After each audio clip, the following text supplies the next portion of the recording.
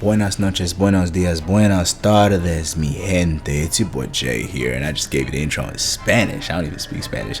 But yeah, Bleed is coming back to Monster Hunter Rise via Sunbreak. You can't convince me otherwise, and we're going to talk about it today on this channel. Okay, so as usual, algorithm stuff, comment down below if you agree with my points that I'm going to go over here. Be sure to drop a like before you head out, and subscribe for more content just like this. All right, now without further ado, let's jump right in. First, I'm going to talk about Bleed and what is it. For people who Rise is their first game, they've never experienced Bleed, so I got to do a little educating before we really dive deep into the topic.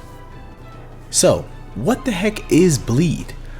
Bleed is a status effect that monsters with sharp objects like certain claws or maybe some spikes or certain blades can inflict on your hunter. Okay, and when you're hit by Bleed, a number of things occur, right? When you're bleeding, anytime you roll, your hunter will take damage. Anytime you're sprinting, you will lose consistent amount of damage as you sprint, right? So the more you move around, the more blood you lose, right? Because you supposedly got this open wound. And as you run around and do rolls and, you know, move around more, you'll bleed more, which will cause you to lose more health, okay? So getting rid of Bleed, you have two options as far as getting rid of Bleed. You can eat like Tanzia chips or Astera jerky. There's like a meat that you can eat. You can only carry 5 of them. In Rise right now, it only restores the red portion of your health gauge, but if there was Bleed in the game, it would restore Bleed. It would close up your wounds magically. I never ate no piece of steak that healed me like that, but whatever. So yeah, you can either eat the piece of meat, or you can crouch and remain still and let your wound close up on its own, right? Which kind of makes sense, right? So yes, that's what Bleed is, and in this Narga fight, you'll see me get hit by the spikes quite a few times on purpose, because I'm trying to showcase Bleed. Okay, like ruining Narga ain't gonna give me no trouble, but you know what I'm saying. I just want to showcase what Bleed is for you guys while I talk about it. So why am I so hung up on Bleed? Every monster they've shown so far coming to Sunbreak has something to do with Bleed, right? We got the crab with Shogun Scimitar. In GU, he caused Bleed, right? We got Luna Garon, right? Which is another Garon monster, another Garon type monster, where in Rise we had Oda Garon, and his thing was also Bleed. He could cause Bleed. And then we got the flagship Malzeno, which is supposed to be some vampiric elder dragon, right? So why the hell would you put a vampire in a game and it can't cause a status effect known as Bleed? That don't make no sense, right? How he supposed to suck blood if he can't make you bleed first? That doesn't make any sense, right? So that's also part of the reason why I think Bleed is coming back in Sunbreak. I mean, it's coming back. There's nothing you can do to tell me like we're not here to argue about it. Bleed is confirmed. There's also a monster that can cause Bleed that's already in Monster Hunter Rise, but he does not have the ability to cause Bleed anymore for whatever reason, and that is Narga, okay? So in World, when they brought him back, well, in Iceborne, excuse me, in Iceborne, when they brought him back, they gave his tail blades the ability to cause Bleed when you got hit by them or when you stepped on them after they were put in the ground. But in Rise, that is just nowhere to be found, right? Like he throws the tail blades out, and it has the same kind of hitbox / properties as the Iceborne one, where like he could throw it out and you can step on it if it already exists on the ground, but it just doesn't cause Bleed. I mean, check this out. Boom, I get hit by it on purpose and no Bleed. Nothing's going on. I'm just chilling, right? So Narga is here, no Bleed.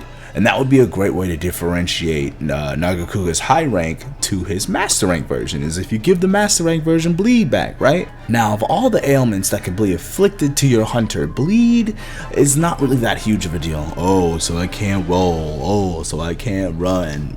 Big deal, right? However, I want Bleed to come back, not just as it was, but I want to make a few tweaks to Bleed. Hear me out.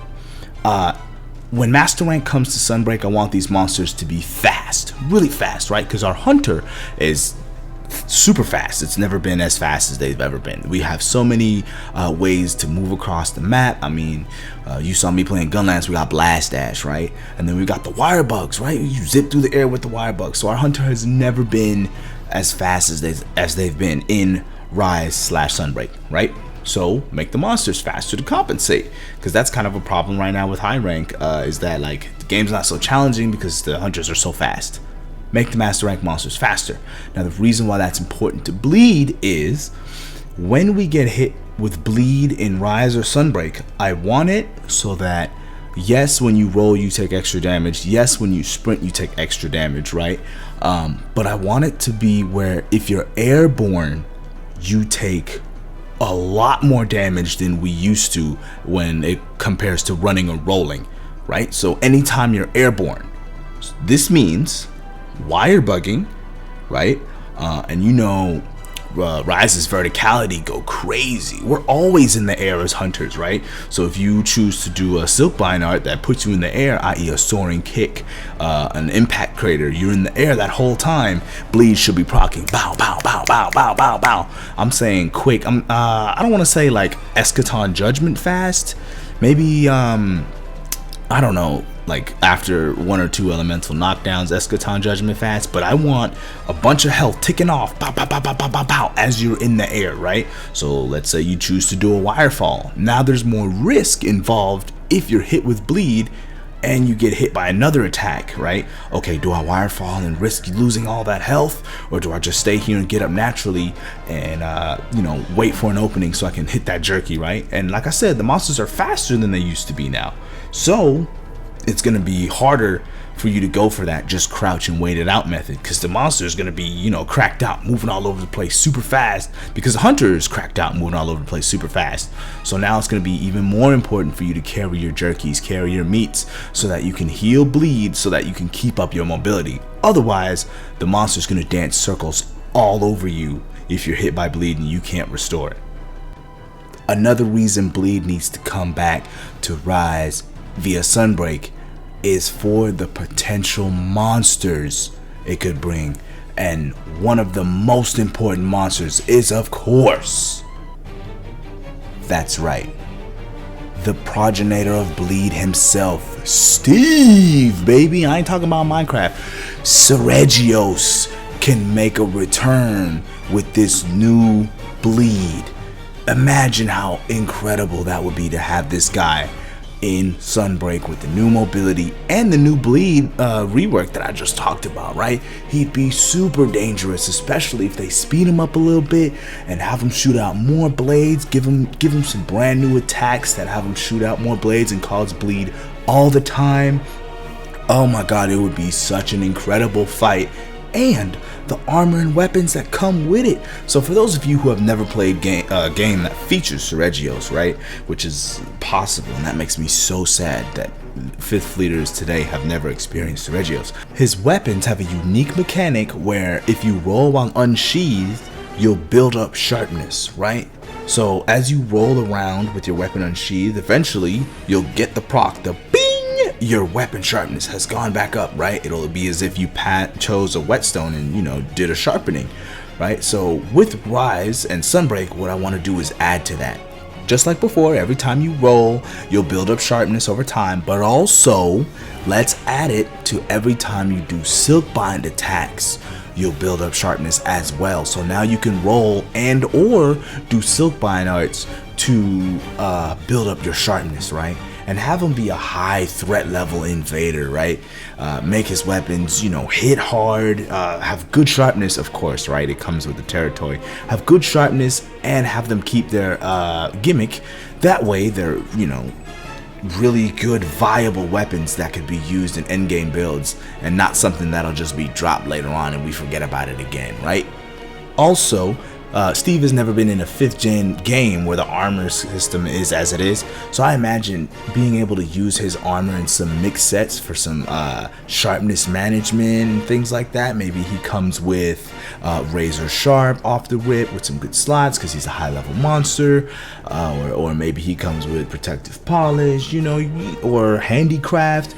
I imagine his armor would be incredible for mix set potential with this new 5th gen system that we've got.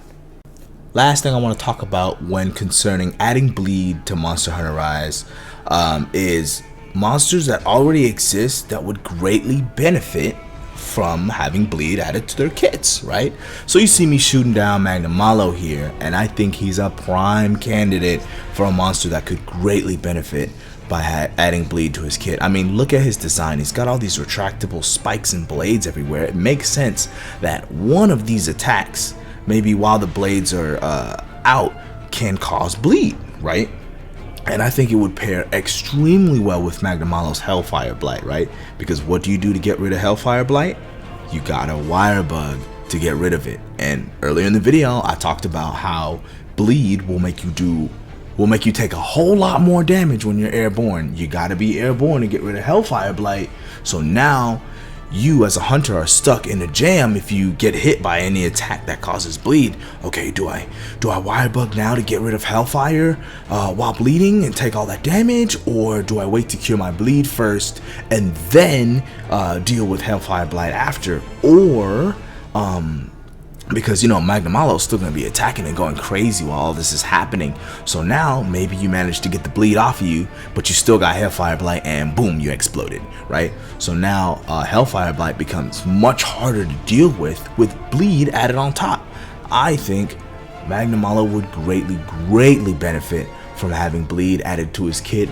Maybe the variant that comes in Sunbreak will have bleed with it, and, you know, we'll experience that dilemma that I'm talking about and really help with the difficulty of Rise and Sunbreak. So, are you convinced?